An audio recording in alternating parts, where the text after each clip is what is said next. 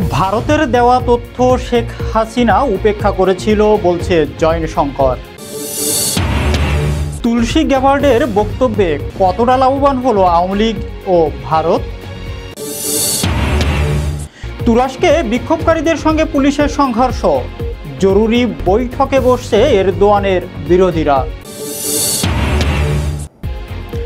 গাজা নিয়ন্ত্রণ ছাড়তে ফাতেহ এর প্রস্তাবে যা বলল হামাস। ইয়েমেনি বিমানবন্দরে মার্কিন হামলা, যা বলল হুতি।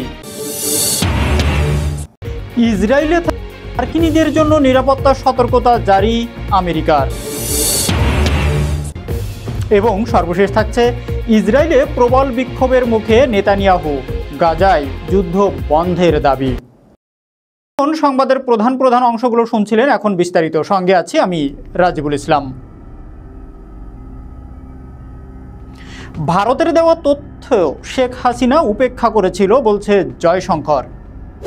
ভারতের পররাষ্ট্রমন্ত্রী এস জয়শঙ্কর বলেছেন, বাংলাদেশের অন্তর্বর্তী সরকারের সঙ্গে সম্পর্ক স্বাভাবিক করার চেষ্টা চলছে, তবে আভ্যন্তরীণ পরিস্থিতির কারণে তা সম্ভব হচ্ছে না। ভারতের সংসদের পরামর্শদাতা কমিটির বৈঠকে তিনি এই মন্তব্য করেন, যেখানে কংগ্রেস সহ বিভিন্ন দলের নেতারা উপস্থিত ছিলেন। বৈঠকে বাংলাদেশ, শ্রীলঙ্কা ও মিয়ানমার নিয়ে আলোচনা হয়। সংসদ সদস্যরা জানতে চান, শেখ হাসিনা সরকারের বিরুদ্ধে অসন্তোষ বাড়ার বিষয়ে ভারত আগে থেকে জানত কি না। জবাবে জয়শঙ্কর বলেন, ভারত যথাযথ তথ্য দিয়েছিল, তবে শেখ হাসিনা তা উপেক্ষা করেন। ছাত্র আন্দোলনের পিছনে কারা রয়েছে এ প্রশ্নে তিনি সরাসরি উত্তর না দিয়ে চীনের দিকে ইঙ্গিত করেন, যা সংসদ সদস্যদের সন্তুষ্ট করতে পারেনি।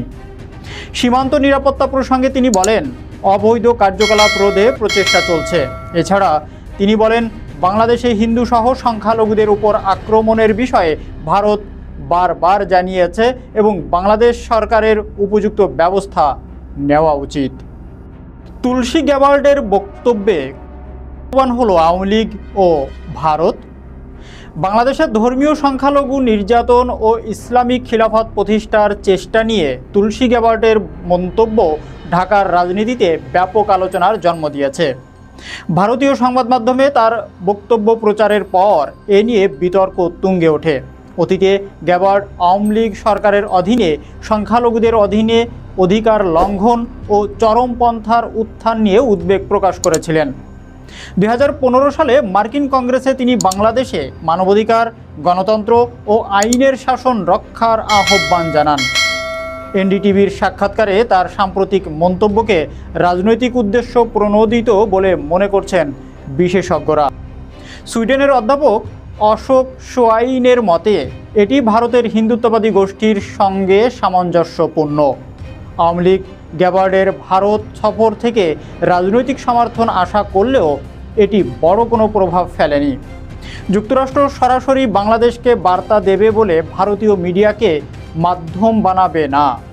বাংলাদেশকে বিশ্ব মঞ্চে আস্থা অর্জন করতে হবে, কারণ যুক্তরাষ্ট্র আপাতত দেশটির রাজনৈতিক স্থিতিশীলতা নিয়ে কঠোর অবস্থান নিচ্ছে না। তুরস্কে বিক্ষোভকারীদের সঙ্গে পুলিশের সংঘর্ষ, জরুরি বৈঠকে বসেছে এরদোয়ানের বিরোধীরা।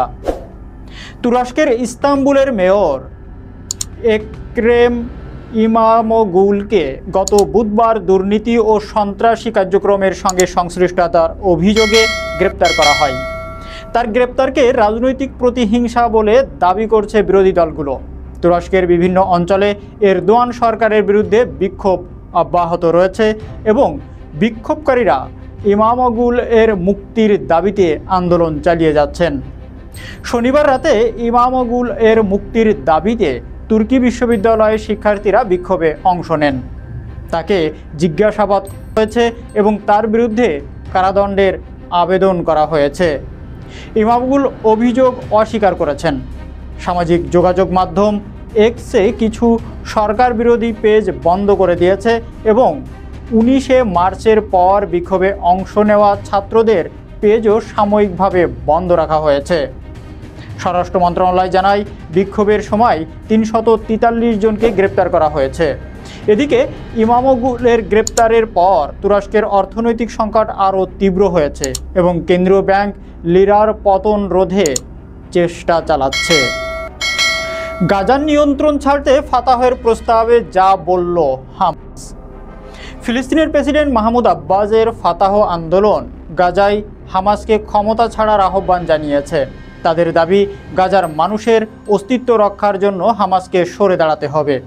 ফাতাহের মুখপাত্র মান্তর আল হায়েক বলেছেন, হামাসকে গাজা শাসন থেকে সরে যেতে হবে এবং স্বীকার করতে হবে যে তাদের শাসন ফিলিস্তিনিদের অস্তিত্বের জন্য হুমকি হয়ে দাঁড়াবে।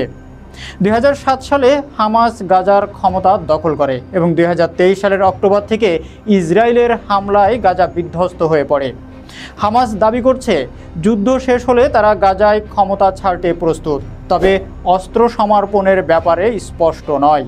হামাস জাতীয় ঐক্যমত্য এবং যুদ্ধ পরবর্তী গাজা পরিচালনার জন্য মিশরের প্রস্তাব সমর্থন করেছে, তবে তারা ফাতাহ কর্তৃক পরিচালিত রামাল্লা ভিত্তিক কর্তৃপক্ষকে বৈধ সংস্থা হিসাবে মানে না। ইসরায়েলের বেনিয়ামিন নেতানিয়াহু সরকার এই প্রস্তাব প্রত্যাখ্যান করেছে এবং 2023 সালে হামাসের হামলায় ইসরায়েলের 1218 জন নিহত হয়েছিল। গাজায় নিহত হয়েছে প্রায় 50,000 মানুষ। ইয়েমেনি বিমানবন্দরে মার্কিন হামলা, যা বলল হুতি। ইয়েমেনের আল হুদাইদা বিমানবন্দরে 22 মার্চ যুক্তরাষ্ট্র হামলা চালায়, যা হুতি নিয়ন্ত্রিত গণমাধ্যমে নিশ্চিত করা হয়েছে। হামলাটি আমেরিকার আগ্রাসন হিসাবে অভিহিত করা হয়েছে এবং হুতি জানিয়েছে বিমানবন্দরে 3টি হামলা চালানো হয়েছে। ওয়াশিংটন এক সপ্তাহ আগে ইয়েমেনে ব্যাপক হামলার ঘোষণা দিয়েছিল এবং 15 মার্চ থেকে ধারাবাহিক বিমান হামলা শুরু করে। যুক্তরাষ্ট্রের কেন্দ্রীয় কমান্ডো হুতি বিদ্রোহীদের বিরুদ্ধে অবিরাম অভিযান চালানোর ঘোষণা দেয় এবং মার্কিন প্রেসিডেন্ট ডোনাল্ড ট্রাম্প হুতিদের নিচ্ছিন্ন করার হুমকি দেন। মার্কিন কর্মকর্তাদের মতে এইসব হামলায় জ্যেষ্ঠ হুতি নেতারা নিহত হয়েছে, তবে হুতি স্বাস্থ্য মন্ত্রণালয় জানিয়ে এই হামলায় 53 জন নিহত হয়েছে, তাদের মধ্যে কয়েকজন শিশুও রয়েছে। ইসরায়েলে থাকা মার্কিনীদের জন্য নিরাপত্তা সতর্কতা জারি আমেরিকার। ইসরায়েল যুদ্ধবিরতি লঙ্ঘন করে ফিলিস্তিনের গাজায় বর্বর হামলা নতুন করে শুরু করেছে এবং চালিয়ে যাচ্ছে, যা গত সপ্তাহ থেকে অব্যাহত রয়েছে। এতে নারী ও শিশুসহ শত শত ফিলিস্তিনি নিহত হয়েছে। এই পরিস্থিতিতে হামাস তেল আবিবে রকেট হামলা চালিয়েছে এবং লেবানন থেকেও রকেট হামলা হয়েছে। এর পরিপ্রেক্ষিতে যুক্তরাষ্ট্র ইসরায়েলে অবস্থানরত নাগরিকদের জন্য নিরাপত্তা সতর্কতা জারি করেছে। মার্কিন দূতাবাস আমেরিকানদের বৃহৎ বিক্ষোভ এবং রকেট হামলার বিষয়ে সচেতন থাকার আহ্বান জানিয়ে নিকটতম আশ্রয়স্থলে অবস্থান জানার পরামর্শ দিয়েছে। এছাড়া ইয়েমেনের হুতি বিদ্রোহীরা ইসরায়েলের রকেট হামলা চালানোর পর ইসরায়েলি সেনাবাহিনী গাজা থেকে ছোড়া একটি প্রজেক্টাইল আটকিয়ে 2টি প্রজেক্টাইল জনবসতিহীন এলাকায় আঘাত হেনেছে, তবে এতে কোনো হতাহতের ঘটনা ঘটেনি। ইসরায়েল লেবানন সীমান্তে নতুন করে হামলা পাল্টা হামলার ঘটনা ঘটছে, যা আরও উত্তেজনা বাড়িয়েছে।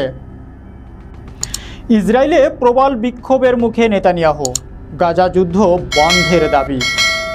ইসরায়েলের প্রধানমন্ত্রী বেনিয়ামিন নেতানিয়াহুয়ের বিরুদ্ধে দেশজুড়ে প্রবল বিক্ষোভ শুরু হয়েছে, যা গাজার নতুন অভিযানের প্রতিবাদে হচ্ছে।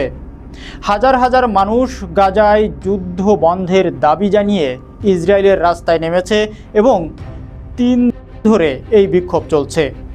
রাজধানী তেল আবিবে শেনবেতের প্রধান রনেনবার্গকে বরখাস্ত এবং গাজায় হামলা শুরুর প্রতিবাদে শনিবার বিপুল সংখ্যক মানুষ বিক্ষোভ করেছে। বিক্ষোভকারীরা হামাসের হাতে বন্দী ইসরায়েলিদের মুক্তি এবং নতুন চুক্তি করার দাবি জানিয়েছে। বিক্ষোভকারীদের মতে, নেতানিয়াহু সরকারের গাজায় যুদ্ধ চালানোর মাধ্যমে তাদের লক্ষ্য অর্জনে ব্যর্থ হয়েছে। এতে ইসরায়েলের গুরুত্বপূর্ণ সড়কগুলো বন্ধ করা হয় এবং অন্তত 12 জনকে গ্রেপ্তার করা হয়েছে। বিক্ষোভকারীরা অভিযোগ করছেন, সরকার রাজনৈতিক কারণে যুদ্ধ চালিয়ে যাচ্ছে এবং গাজায় এখনও হামাসের হাতে জিম্মি থাকা 59 জনের নিরাপত্তা নিয়ে চিন্তা করছে না নেতানিয়াহু সরকার।